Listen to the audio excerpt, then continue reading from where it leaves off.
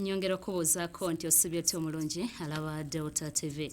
Essaawa ziwedde ddala 3 era nga essaawa ey'amawulire Amasukkulumu ng'omusomize Gloria Namayanja. Ebikulu mu Masukkulumu. Mwanyoko Bamuyiridde Asidi. Embagamba waayo omulwadde mumukwate mumutwale mu ddwaliro. Poloti yeyantuusa ku kino babirye yayirwa Asidi bawe apookeza Kiruddu.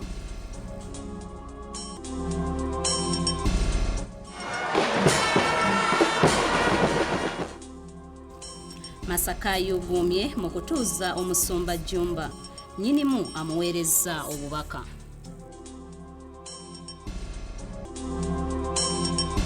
Bali kurutinge polisi bajongereko oba bali emitwalo ena bajongereko naye nga bongera ku polisi. Ffe tetuwagira kyakuwandiisa ba LDU bapya. Bannabyabufuzi beewuunya abasooka okuwandiisibwa kye bakoze ku bumenyi bw'amateeka.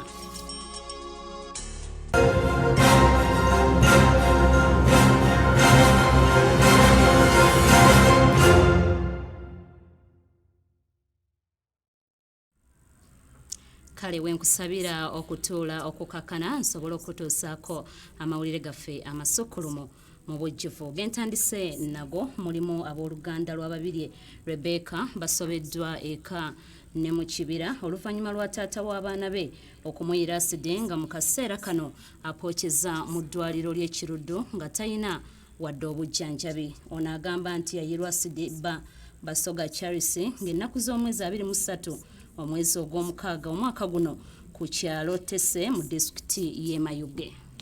Babirye Rebecca ngaweze egy'obukulu 35 ali mu mbeera mbi oluvannyuma lwa bbaawe Basoga Charles gwalinamu abaana 3 okumuyira Asidi n'amwokya omubiri gwonna omuli n'obwenyi bwe. Ono tumusanze mu ddwaliro ly'e Kiruddu erisangibwa mu ggombolola y'e Makindye mu disitulikiti y'e Kampala ng'eno gye yasindikiddwa abasawo okuva mu ddwaliro ly'e Jjinja gye yabadde ajjanjabirwa okumala wiiki 2. Babirye ali mu bulumi obutagambika kuba tasobola kulya okuggyako okunywera amata mu kaseke era nga kikyali kizibu okumanya oba anaasobola okuddamu okulaba oluvannyuma lw'amaaso ge gonna okuziba. Ono akakasizza nti bba ye yamuyira Asidi era nti babadde balina obutakkaanya nga buva ku poloti Basoga Charles gy'ayagala okumutwalako. Ndikusuubiza okuwanga Basoga Charles. Nentabo ebwaku era tuluyinza nga tukeeyana naye. Babirye Rebecca bw'ati bw'abadde afaanana nga tannayirwa Asidi. Abooluganda lwa Babirye omubadde mwannyina ne muganda we basattira olw'obuzibu obwatuuse ku muganda waabwe. Yawe ekiro nga bankubira essimu nga baŋŋamba nti Mwanyoko Bamuyiridde Asidi. Embagamba waayo omulwadde mumukwate mumutwale mu ddwaliro. Bamutwala ne bamukwata ne bamutwala mu ddwaliro. Patwe yatuyamba kuba mu kiseera ekyo emmotoka tezaaliwo ne bamutwala e Jjinja. Kati tubaddeeyo mu ddwaliro ne bamujjanjabako okuva nga 26 okuva nga 23 ogw'omukaaga n'okutuusa ndowooza zibadde nga obanga 24 eyo paka e Jjinja batugambye nti wante tukyamusobola mutwale e Kiruddu. Bamusanga waka nga yeebase ne bamukonkona ssaawa 2 n'azuukuka ne bamuyira Asidi eyamuyiwako ye omusajja we Basoga Charles. Bano era batubuulidde obuzibu bwe bwavudde era nga basabye abazira kisa okubakwatizaako mu bujjanjabi. Obuzibu buno bwonna kirabika bwava ku musajja we amulinamu abaana 3 eyamutuusaako obuzibu buno. Era n'omusajja oyo kati ali mu kkomera naye kye tubadde tusinga okwagala kooti kwekulaga obwenkanya. Tubadde tusaba ku buyambi okuva mu bitongole byonna eby'obugabirizi bituyambeko tufunireko obuyambi. Tumanye omulwadde yabadde alabirira abaana be kati obuyambi bw'abaana n'ekyokulya mu ddwaliro tetulina tubonaabona omulwadde ali mu mbeera mbi nnyo ddala. Bano wabula beeraliikirivu nti poliisi eyinza okuta Basoga Charles ate nga ye yavaako obuzibu buno bwonna. Ffe tuli eno mu ddwaliro tewali abigoberera ate omusajja yalinako ku ssente z'empitirivu. Tegeeza nti nga Uganda bweri tomanya ayinza okugulirira ne bamuggyayo. Omwogezi wa poliisi mu buvanjuba bwa Busoga Mubi James agamba nti Basoga Charles yakwatiddwa era ng'essaawa yonna wakutwalibwa mu kkooti. Ensonga y'omukyala Babirye Rebecca kiroozebwa nti bbaawe kennyini Basoga Charles yamuyiwako asidi mu feesi, n'akosebwa mu feesi, chest, ekifuba, emikono, era nga bwe mumulaba ali mu bulumi bw'amaanyi nnyo. Kati bbaawe ono ye ali mu kkomera era nga twamuguddeko omusango gwa attempted murder. Ono era agumizza abafamire ya Rebecca nti amateeka gajja kukola ku Basoga. Ffenna tuli tutambulira wansi w'amateeka. Oli oba alina ssente kyanjawulo nnyo ne crime. Osobola okubeera mugagga and you commit crime. Era we shall take you on as police. So ekyo tebakyeraliikirira nako. Omukwate abadde akolera mu kitongole kya Operation Wealth Creation ng'abadde agaba mmwanyi mu bitundu bino. Kiyingi Moses, Anet Nakayibaale, Deuta TV, Amasukkulumu. Obwenkanya bwetaagisa ku mukyalo oyo n'olwekyo naye ate abafumbo omusanyi ng'okuteesa nga waliwo ensobi yonna ebeereze kubanga abaana ate kikulu okusigala nga babalabako.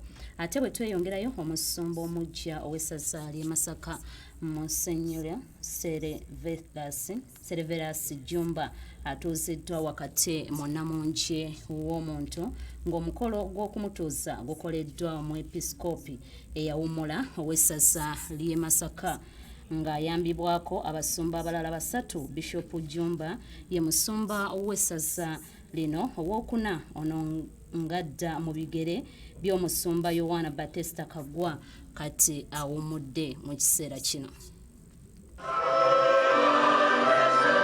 Weziweredde essaawa emu ey'okumakya nga Namunji w'omuntu asimbirwa akasota okweyuna ekifo kya Sport Salene ekitovu awabadde emikolo gy'okutuuza omusumba Severus Jumba. Ab'ebidduka nabo basanze akaseera akazibu okutuuka mu kifo kino olw'akalippagano k'ebidduka akabaddewo. Ku ssaawa 3:02 omusumba Jumba atuuse mu kifo kino era ng'asoose na kusala akaguwa oluvannyuma n'ayingira awabadde wagenda okubeera emikolo wakati mu kunyeenya amatabi n'okunyanyaagiza emirere. Bw'atuuse munda kitaffe mu Katonda omusumba wamu n'abasumba abalala basookedde kuwa mukisa omusaalaba ogw'ekijjukizo olwo n'oluvannyuma ennyiriri za mmisa ne zitandika. Bw'abadde ayigiriza mu mmisa omusumba Kaggwa asoose kwanjulya abakristu omusumba Jumba era ng'ono amwogeddeko ng'agenda okutuusa abakkiriza mu nsi endagaanye. Omusajja ono Mukama gw'atulondedde mumalirivu. Omusaalaba guno gulwanyise omulugube ogutulimu. Kabaka gwe yatugamba gwe gutugaanye okukulaakulana.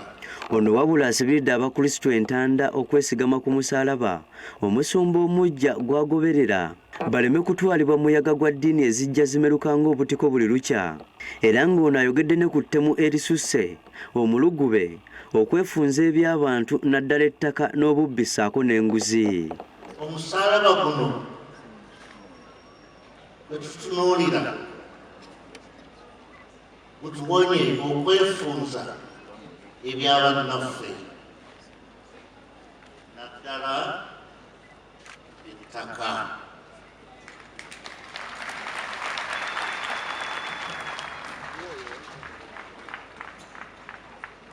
Omusaalaba guno gutuwonye obubbi obutabaala buli wantu. Wakati mu kitambiro kya mmisa kyansalawo essaza Dr. Edward Ssekabanja asomye ekiwandiiko okuva eri Papa ekyanjulira abakristu omuddu wa Mukama Jumba okubeera omusumba w'essaza lino. Kino oluwedde omusumba Yohana Batista Kagwa ng'ayambibwako omubaka wa Papa Rose Bianco, omusumba w'embalala Lambert Bainomugisha bakoze omukolo ogw'okutuuza omusumba Jumba n'okumusaako emikono ng'ennono y'Ekereziya bw'eragira. Mu bubaka bwa Ssaabasajja Kabaka obutikkiddwa Katikkiro wa Buganda Charles Peter Mayiga, omusumba Kaggwa amwogeddeko ng'alyoye emyoyo obulungi era ng'abadde teyeekuluntaza ku nsonga naddala ezo eziruma omuntu wa bulijjo. Ensonga nnyingi ezigwawo mu ggwanga nga tulinda kinaava e Masaka era tuba tuli awo nga tukifuka kuwaako kyayogera. Sasa omusumba omuze twebaza nnyo olw'obutakiirira bantu. Ono wabula asabye gavumenti eddemu yeetegereze ebbaga erikwata ku kulima emmwanyi. Lyagamba nti lyali likomekkereza nga liremesa bangi okubyenyigiramu. Kyokka ebbaga lirimu akawaayi akagamba nti buli mulimi wa mwanyi alina okuba ne layisinsi. Nti atalina layisinsi alina omwani ayinza okutandikibwa oba okusibwa. Omuganda agamba nti omukadde lwalaba ababe wasinga empewo. Vice President ali wano, ne minisita w'obulimi ali wano. Bakadde bange abaleese etteeka balina abeekwese mu mutindo naye nga balina abagala okulemesa okulima emmwanyi. Omumyuka w'omukulembeze w'eggwanga Edward Chwanuka Sekandi ono nga yakiikiridde Pulezidenti Museveni asiimye emirimu egikolebwa Ekereziya Katulika naddala egyo gyekola mu kutumbula embeera z'abantu ba bulijjo ng'etandikawo amasomero, amalwaliro ssaako n'okuwa abantu emirimu egy'enjawulo. This is a very high calling that I believe God has prepared you in various ways to show that with true humility and divine wisdom. Ono era ayanjudde kapyata w'emmotoka eweereddwayo omukulembeze w'eggwanga okusobola okuyambako omusumba omuggya ku ntambula. Kale ate bannabyabufuzi ab'enjawulo tebakkiriziganya na kuwandiisa gavumenti kyegenda okuteekawo okuddamu okuwandiisa aba LDU abalala. Bano bagamba nti amagye okwongera okuwandiisa aba LDU abalala kirabika waliwo ebigendererwa ebirala ng'okwetegekera okulonda kwa 2021. Mu mwezi gw'okusatu omwaka guno eggye lya UPDF nga liyambibwako poliisi lyayingiza abakuumi ba LDU abasukka mu 600 okuyambako ebitongole ebikuuma ddembe mu kulwanyisa abamenyi b'amateeka. Wadde nga bayingiza aba LDU 600, Pulezidenti Museveni yali yalagira bawandiise abakuumi 24,000 nga kati eggye lya UPDF liri mu nteekateeka okuwandiisa abalala. Okusinziira ku mwogezi wa LDU Meja Birali Katamba agamba nti essaawa yonna bakutandika okuwanisa aba LDU abalala era bw'atyo n'asaba abatuuze mu bitundu eby'enjawulo okubawa abo bokka abalina empisa. Tubasaba Abannayuganda tuwe abantu abasinga empisa bitundu byammwe abavubuka abalamu obulungi ate nga bampisa ddala abanaasobola okubakuuma. Wabula enteekateeka eno bannabyabufuzi ab'enjawulo bagikubyemu ebituli nga bagamba nti abasirikale ba LDU tebasobola kumalawo obumenyi bw'amateeka era ne bawa amagezi ebitongole ebikuuma ddembe batereeze poliisi esobole okukola emirimu gyayo. Mu kifo ky'okuleeta LDU barikrutinge poliisi bagyongereko oba bali emitwalo 4 bagyongereko naye nga bongera ku poliisi.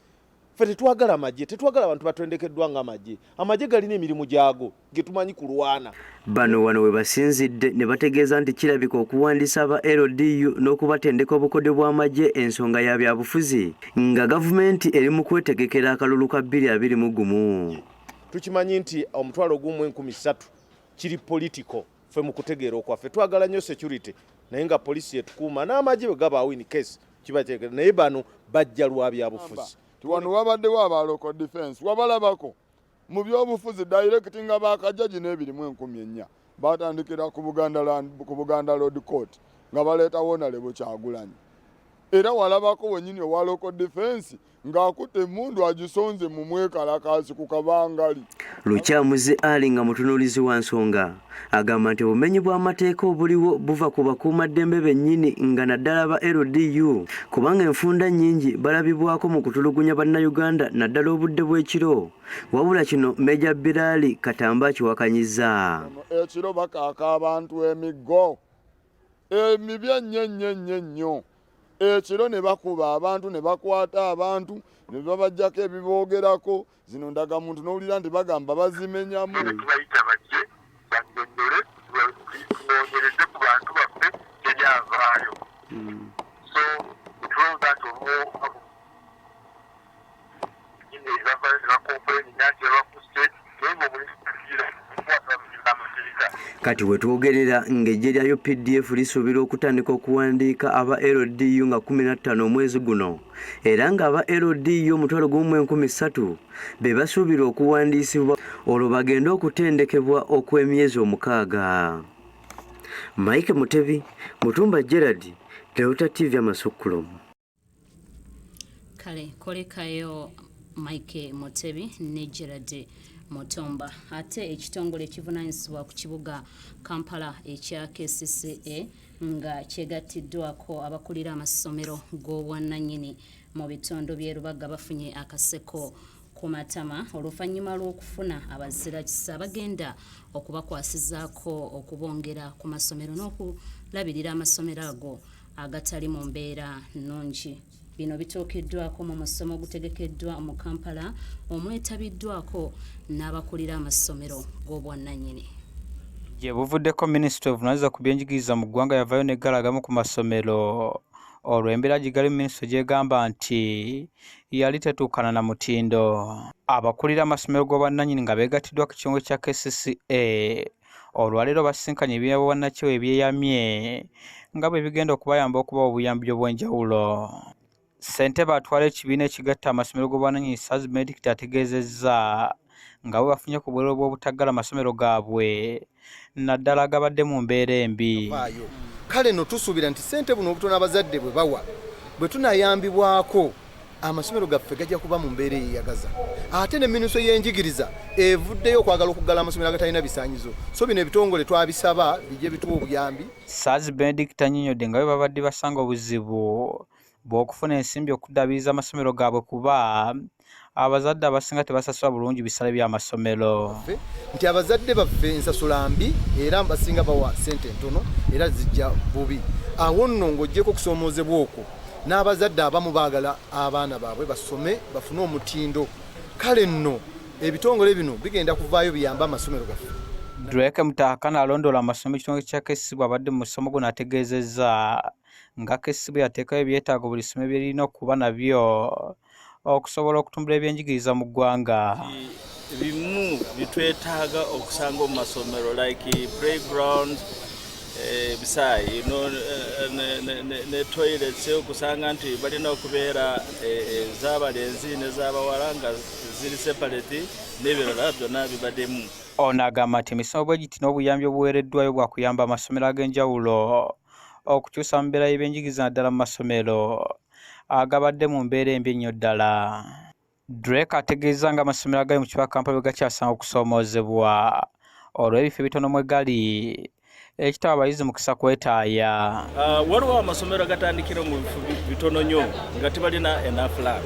Ate n'ekirala abamu awulira nga ayeta alina ekirooto nagamba kange nentandike ate tasooka kutunulira kitundu kye kyagenda kutandikiramu. Juliet Galiwanga akola ekitongole kya New Hope International ebimu ku biwadde obuyambi amasomero agali mu mbeera embi ategeeza nga bwe bagendera okuzza essuubi nga bayita mu kutumbula ebyenjigiriza. Ekinyusi kyaffe kigamba nti bringing hope through education and sustainable community development, okuleeta essuubi okuyita mu byenjigiriza n'ebyenkulaakulana. Ono yeeyamye nga bwe batajja kukoma kuvujjirira amasomero agali mu mbeera embi naddala mu Kampala okulaba nga bakyusa obulamu bw'abaana abasomera mu masomero gano.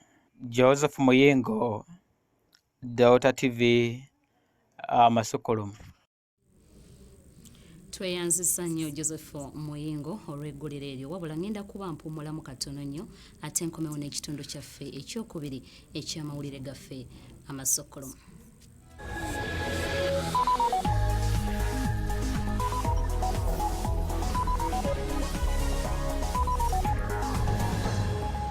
Sukuma Cash ne Airtel Money okwate ku bulamu bw'abo bonna b'oyagala. Kati osobola okusindika ssente ku miwendo egisaliddwako okutuuka ku bitundu 6 ku buli 100. Amannya gange Kusasira Ruth nga mbeera Kira. Lwali Friday last week nefuna call okuva mu Airtel nga bangamba mpangudde $5,000 mu kazannyo ka Sukuma Cash. Mbadde nkozesa nnyo Airtel Money nanyiga *185# nga nsindikira ssente mikwano gyange n'ab'eŋŋanda zange. Sindika ssente oba kozesa Airtel Money olwaleero ofune omukisa okwewangulira emitwalo 50 buli lunaku. nyiga *185# okutandikirawo. Airtel Money nnyangu ya buliwo ate yeesigika. Amateeka n'ebiragiro bigobererwa. Airtel, the smartphone network. Kaswa Home Baking Flour yengano y'omuntu owa bulijjo. Engano ya Kaswa Home Baking Flour ekolebwa ebyuma ebisinga okuba eby'omutindo mu nsi yonna okukakasa nti ngano nnyonjo ate nga ya mutindo. Kaswa Home Baking Flour yeekebejjebwa n'ekakasibwa n'epimibwa mu paketi za kilogulaamu 2 n'endala. Ekolebwa Ttaka Group of Companies esangibwa mu maduuka amanene n'amatono. Okugikanda etwala amazzi mangi n'evaamu ekiwera. Osobola okugikanda n'ebyuma oba engalo okanda chapati, cakes, amandazi, cookies, birthday cakes, hot cakes, croissant, cream cakes, oba banana cakes. Eno yengano gye tukozesa. Kaswa Home Baking Flour. Chichi ng'olabika ng'ayina ebikusumbuwa. Owaki ebintu binsuseeko ate sente ziganya okujja. Nina okusasula amasannyalaze, amazzi, renti. Kwegamba simanyina kyakkola. Lwaki tofuna ssente mobile loan okuva mu Centenary Bank n'osasula bill zonna? Kati wulira byanyumya mbu looni egenda kuvaayo ddi. Ssente mobile loan ofuni jo juzi era ija kabadde kaana katowa. Naye kati yekka bwe ntunuulidde buli neetaaga ekintu kyonna.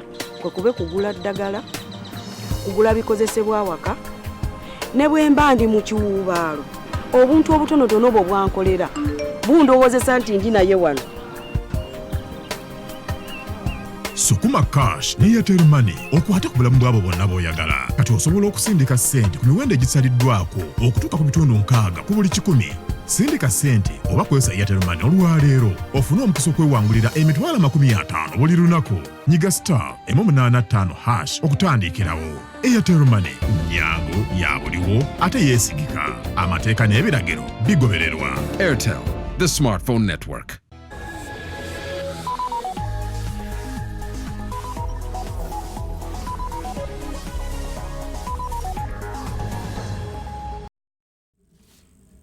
Kolekayo nnyo mu kuwummulamu okwo tugenda kweyongerayo n'ekitundu kyaffe ekyokubiri akadde kano. Okusinziira kwakulira ebyobulamu Godfrey Mugabi ne ssentebe wa disitulikiti y'Erwengo George Mutabazi bagamba nti abakyala bangi abafiira mu ssanya olw'ebikozesebwa okuba ebitono ng'ate n'abalala tebasobola kubyetuusaako. Mutabazi agamba nti abakyala basinze okufuna obuzibu mu kuzaala be bava mu masoso g'omu byalo.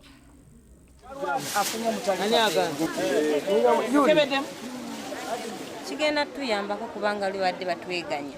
Kati ate tebagenda tweganya olw'okuba tulina bimazaazi. Mothers kit ya bbeeyi kati ate ffe engeri gye tuli abeekyala abakazi tetutera kufuna ssente zisobola kugula mothers kit kubanga wetusanga mu mitwalo 2 naye twebaza abalotalo okubanga batuleetedde mothers kit.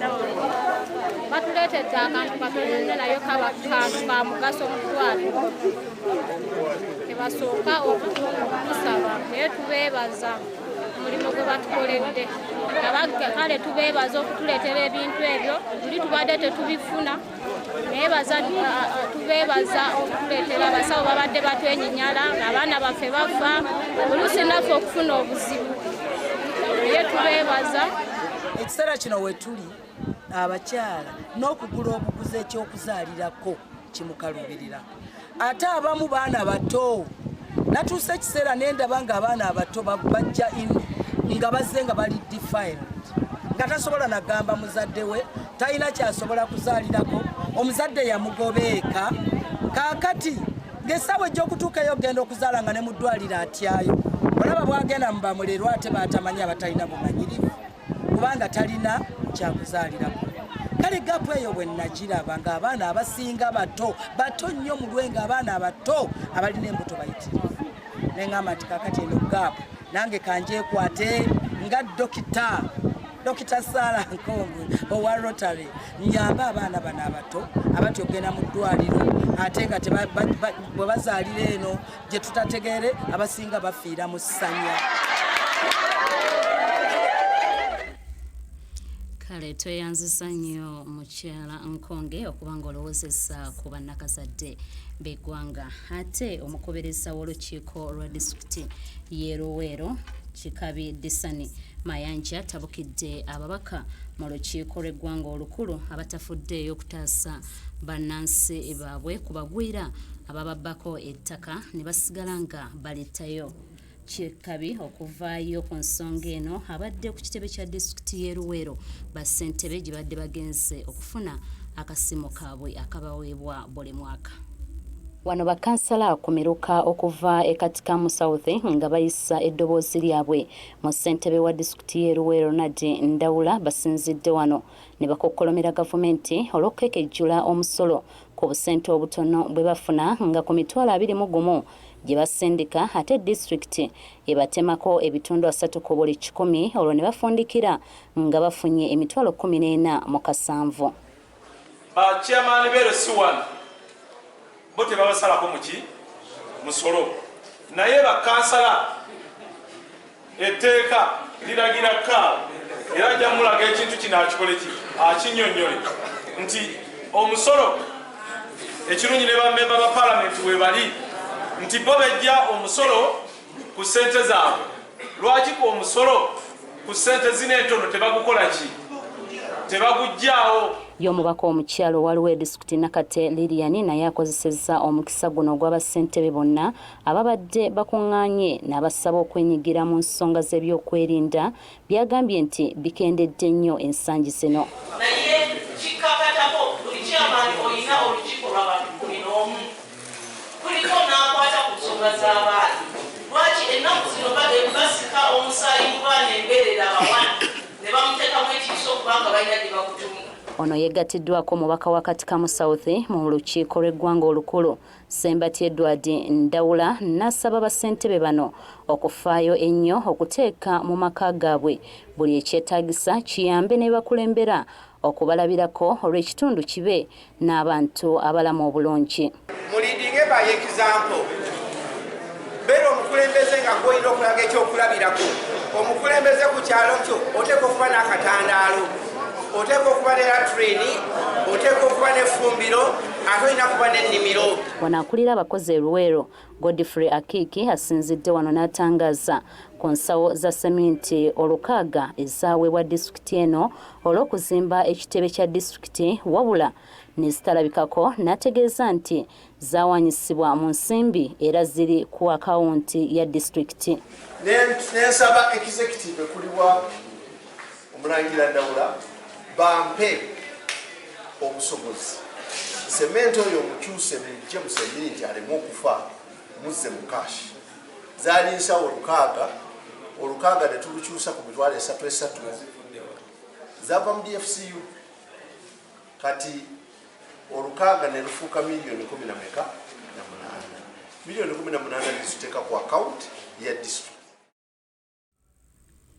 Kala tebwe tweyongerayo mu malala waliwo kaweefube atandikiddwawo mu bitundu by'e Busoga okusomesa abazadde omugaso gw'okusomesa abaana baabwe okutuuka mu matendekero aga waggulu era nga batandikidde mu disitulikiti y'e Luuka emu ku ezo ezisinga okukola obubi mu matendekero aga waggulu.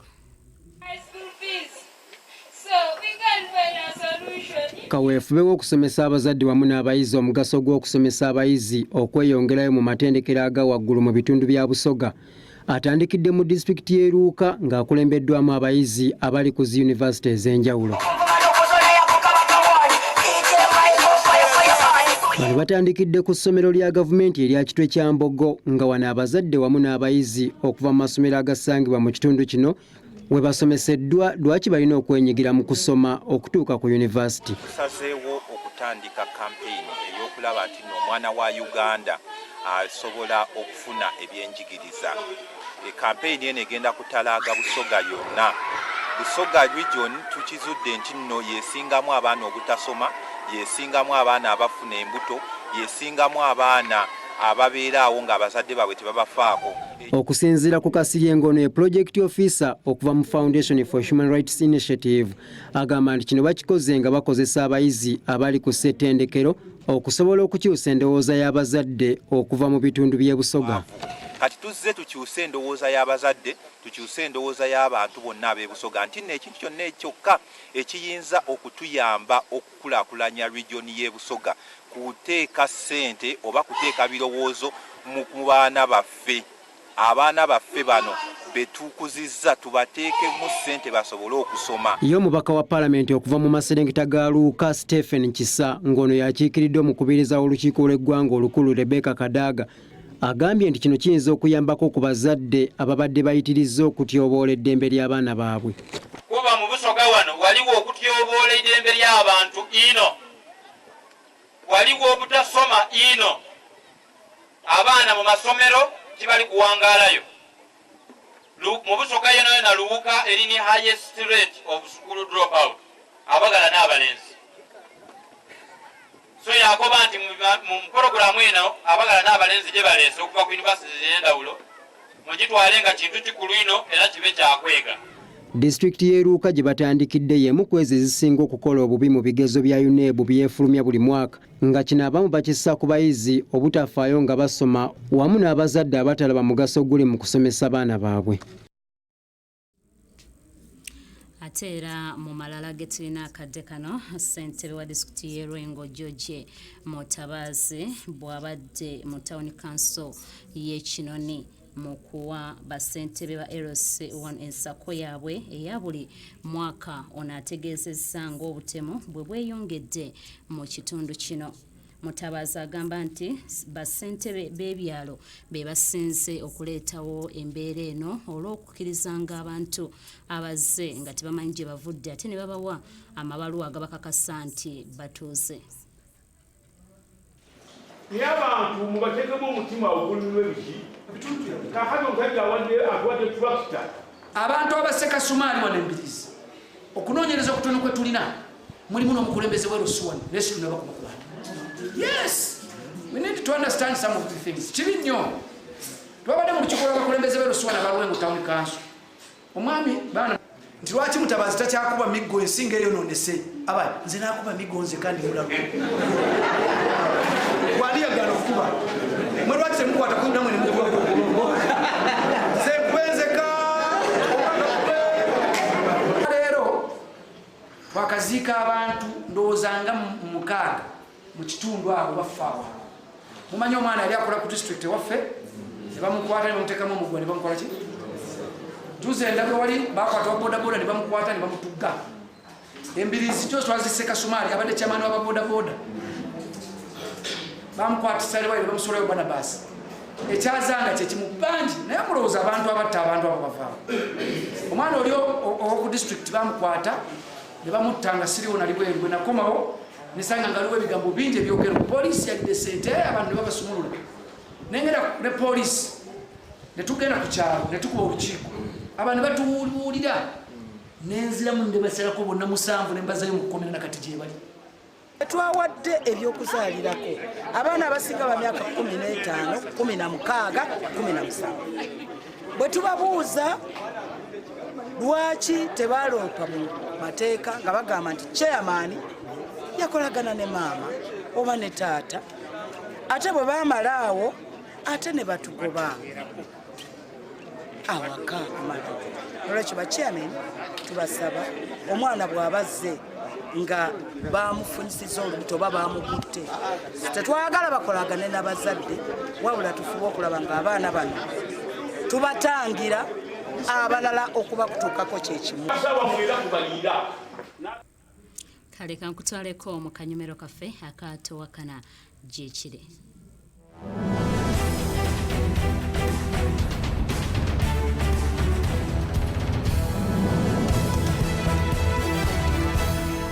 Mutowakana gyekiri tukwetedde abazungu abavuganya mizannyo oluusi gye wandiroziza nti gya kito wabula nga gino yeetaaga obukugu obw'amaanyi. Now, I think the thing about this one is that no matter how much you train and try and prepare for something like this, when you're on the day.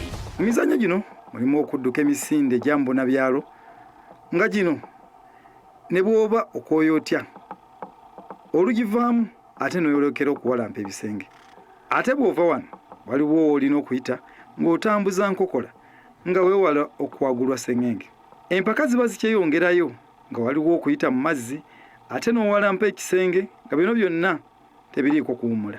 Omuntu okufuuka nantamego oyita mitenda mingi nga mulimu n'okukozesa emikono gyokka nga gy'otambuza nga wano abasinga empaka baziviiramu. guno omuzannyo gutwala olunaku lulamba okufuuka nantameggwa era oba oyise mu bintu bingi nga guno gusobola okufuula bifekeera singa ogulemerako wabula togutandika nga emyaka gyakuyitako dda towakana gye kiri.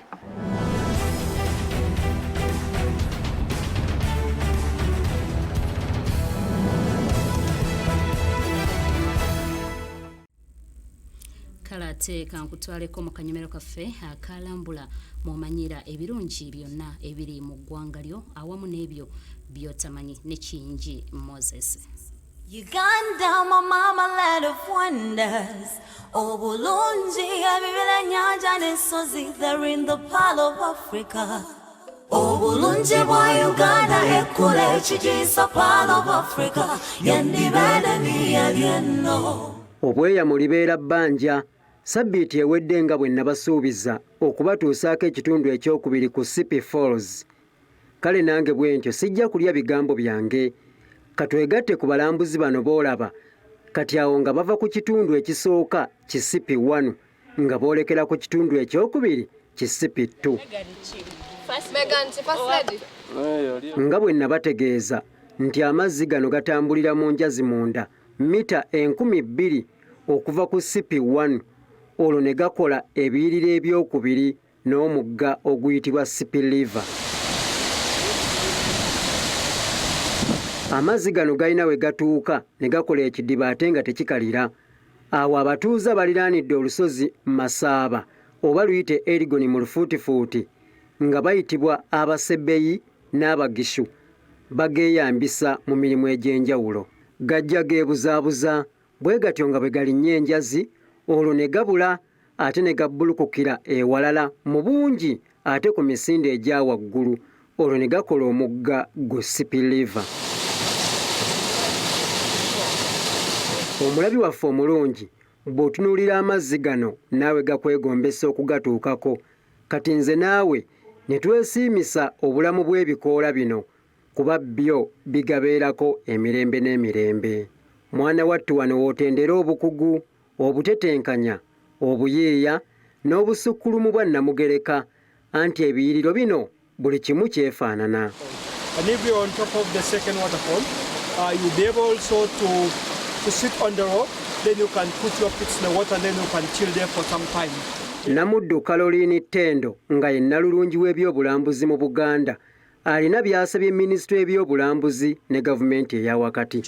Bo kennyini baba basooke balaba ensi yaabwe kyeri ate bamanye ensi yaabwe kyeri bagikuba abalala because you don't expect people omuntu ava ebweru ajje mu nsi yaffe amanye ebigirimu ngaffe abagirimu tetumanyi ate n'ekirala omuntu kati nga nze manye ebiri mu nsi yange ebirungi nnyo ngenda bikuba ab'ebweru kuba mbimanyi mbirabye. Semukolisi Patrick nga yakamala emyaka egisoba mu 16 ng'alambuza abalambuzi ku kifo kino atubuulidde ebisinga okubasoomooza era naye ne yeegatta ku Caroline Ttendo n'abeerako byasabye gavumenti. We don't receive many tourists to Sipi Falls. Then especially also in the mountain here, the people who live around Mount Elgon, there are the two tribes. One is the Sabines, then two is the Bugisu. Olusozi luno Masaaba oba Erigoni okuli Sipi Falls lwasimbibwako ekibira kya Kalitonsi kuba lukalu ate nga n'ekirime kino tekyetaaga nnyo mazzi. Tukwatire wamu okutumbula ebyobulambuzi nga tuyita mu kukuuma obutonde bw'ensi omuli entobazi, ebibira, ensozi, ennyanja n'emigga. Lindirira mu kitundu kyaffe ekyokusatu ku Lwomukaaga olujja mwogenda okulabira empuku y'omunnyo eyasimibwa Abasebbeyi mu myaka gya 5 okusobola okulabirira ente zaabwe n'obulamu bwabwe. Kati gwe yandyetaaze okutuukayo teweerabira kye nnakugamba sabbiiti ewedde nti olina kusookera ku minisitule y'ebyobulambuzi wano mu kibuga Kampala naye olwo nno ne bakukwasaganya okutuuka ku kifo kino. Lambula Uganda, nange Kingi Moses wano ku Deuta TV tukole. Uganda, my mama, land of wonders. Obulungi ebibira nyanja n'ensozi, they're in the Pearl of Africa. Obulungi bwa Uganda ekule ekigisa Pearl of Africa yandibere niyabyeno. Kale awamu nekola liya Uganda ebyobulambuzi ngenda kubanka omusamuko ate nkomewo n'ekitundu kyaffe ekyokusatu tovaawo.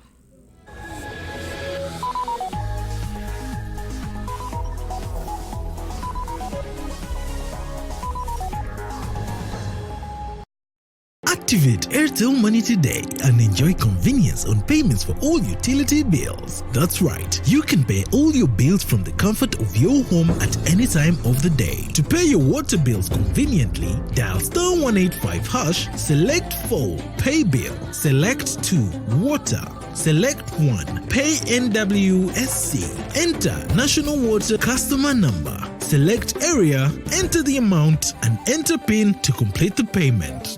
Yes, pay all your utility bills conveniently today only using Airtel Money. Airtel Money, simple, instant, secure. Airtel, the smartphone network. Okumalira ddala emyaka egisooka 55 bannayuganda bagitegedde balaze okwagala kwabwe ssaako n'okwesiga kampuni ya langi emu yokka okusiiga amaka gaffe obulamu bwaffe wamu n'ensi yaffe yonna era okusinziira ku bwesigo bwe bagirinamu kino kigifudde kampuni ya langi esinga mu Uganda era nga kampuni y'emu eno ekuleetedde langi y'emu yennyini gy'omanyidde okumalira ddala emyaka egisooka 55 langi ez'enjawulo z'obadde weesiga okusiiga ensi yo naye nga kati ejjidde mu linnya eppya Plascon, Color Your World.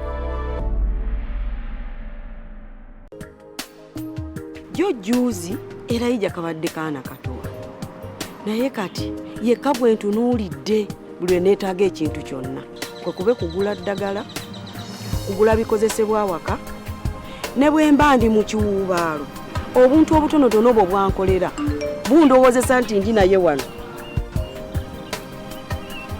Sukuma Cash ne Airtel Money okwata ku bulamu bw'abo bonna b'oyagala. Kati osobola okusindika ssente ku miwendo egisaliddwako okutuuka ku bitundu 6 ku buli 100.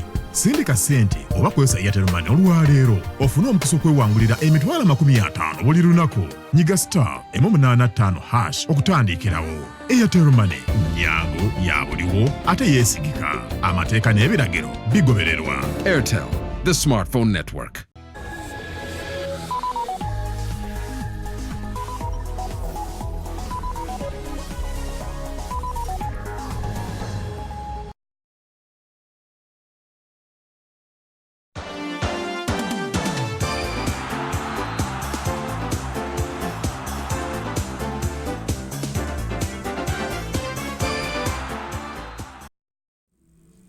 Kale ekitundu kyaffe ekyokusatu nkiguddewo n'ebyemizannyo nga bakolera omuzannyo gw'ebikonde mu ggwanga omuli ekibiina ky'abatazannyira nsimbi n'abazannyira ensimbi basiimye enkyukakyuka ezakoleddwa ekibiina ekifuga emizannyo gya Olympics mu nsi yonna nga balindirira empaka ezinaayindira ettokyo ekya Japan omwaka ogujja. Bano basanyukidde ekyokubateeka ku mwanjo nga nabo basobola okugenda okuzeetabamu.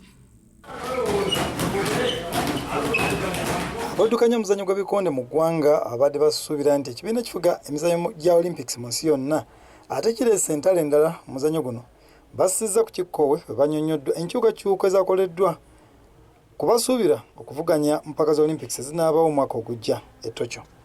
Abaddukanya ebikonde babadde ku kitebe ky'emizannyo erugogo babadde bannyonnyolwa ng'ekibiina kifuga ebikonde mu nsi yonna AIBA bwe kitagenda kuvunaanyizibwa ku bikonde byakusunsulamu abagenda mpaka za Olympics e Tokyo. Wabula pulezidenti w'ekibiina ekifuga emizannyo gya Olympics mu ggwanga William Brick abategeezezza ng'ekibiina kya Olympics mu nsi yonna bwe kikkiriza abalwanira ensimbi n'abatalwanira nsimbi nga bwe bagenda okutwala abakuba ebikonde e Tokyo. Charles Muhangi akulira ekibiina ky'ebikonde by'abatazannyira nsimbi abadde musanyufu olw'ebipya ebireeteddwa nga bibasigaza muzannyo awatali ntalo. Tutandise enkwatagana ennungi wakati waffe ng'ekitongole kya UBF ekitwala ebikonde mu ggwanga n'ebitongole ebyenjawulo nga Olympic Committee ne National Council of Sports ekibaire tekitera kubaawo ne for the first time nga tuli mu meeting council etudde, USA etudde, UBF etudde ne bagenda nonga webayisa okyongera okulaga nti enkwatagana kati weeri era tujja kwongera okutambuza ebikonde nga tutambulira wamu. Ku ngeri abakuba ebikonde gye balina okuyitamu okwesogga empaka za Olympics nga tebayise emizannyo gya All Africa Games akyanukudde bw'ati.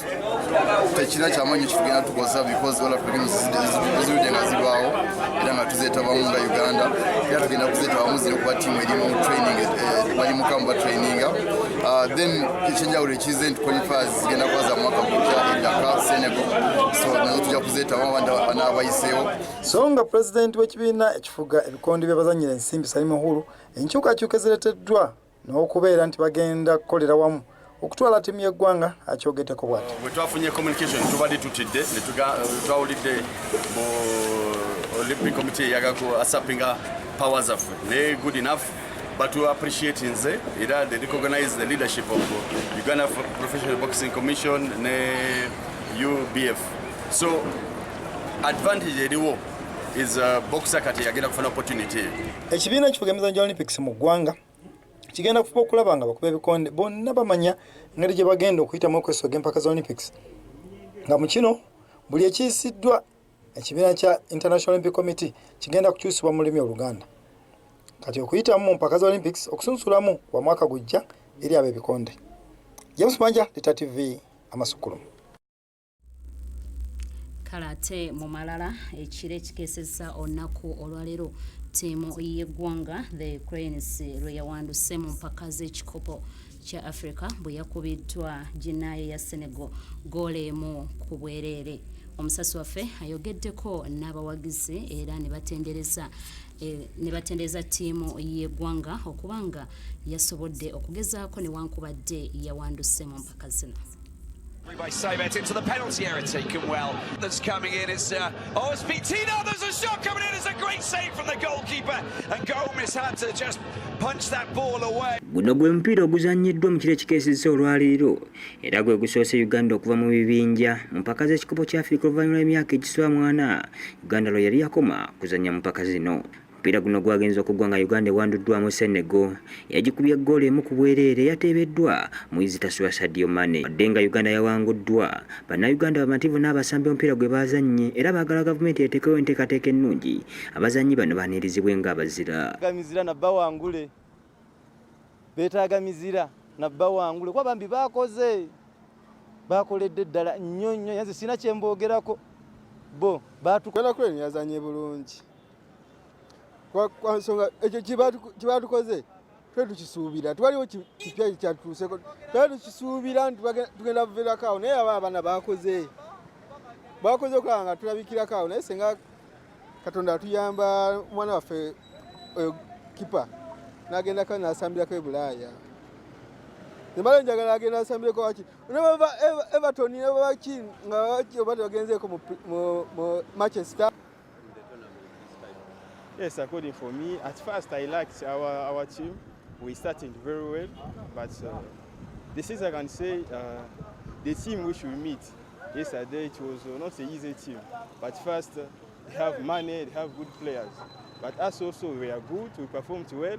But our finishing was not good. Kyokka abawagizi bano waliwo bye basaba ebirala bikyusibwe mu ttiimu y'eggwanga kigiyambeko emyaka eginaddako. Omutendesi waffe yannimbyemu ekintu kimu tonamenti eno n'omwana okyaya teyamuwadde ku mupiira enamba jjajja walumu yabadde ono omwana adde asobola ogikuba bulungi nnyo ng'asobola otusambira omupiira kuba yo jjajja walu yabadde bambi atidde abasajja badde nga bawanvu ku ye ate balina amaanyi nga bwe bajja bamuyitako buyisi.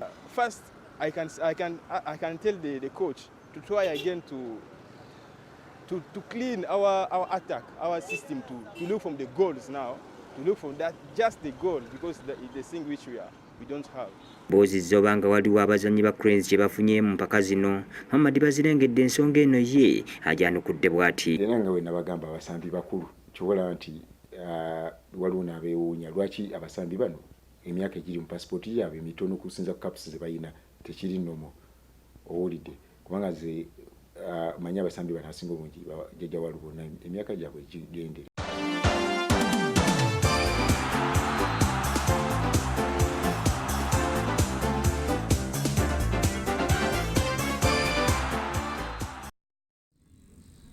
Tweyanza nnyo bw'osalawo okutuula ku TV yo n'olaba Delta TV ate n'olaba amawulire gaffe Amasukkulumu. Tweyanza nnyo tweyanzege. Ngenda kubanga mbasiibulira wano mbaagalise ekiro ekirungi mubeere bulungi era nga ngenda balekerayo omukisa gw'omukono gwo Ssaabasajja Kabaka Wangaala.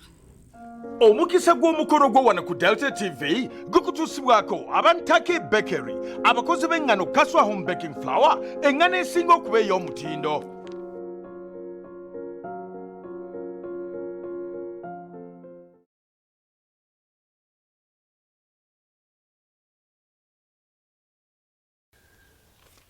Andaba era mpuliriza ku Delta TV nze Reverend Festo Kalungi mu kanyomero kaffe kano omukisa gw'omukono gwo. Leero tugenda kusoma mu Mubuulizi essula 3 n'olunyiriri lwa 22.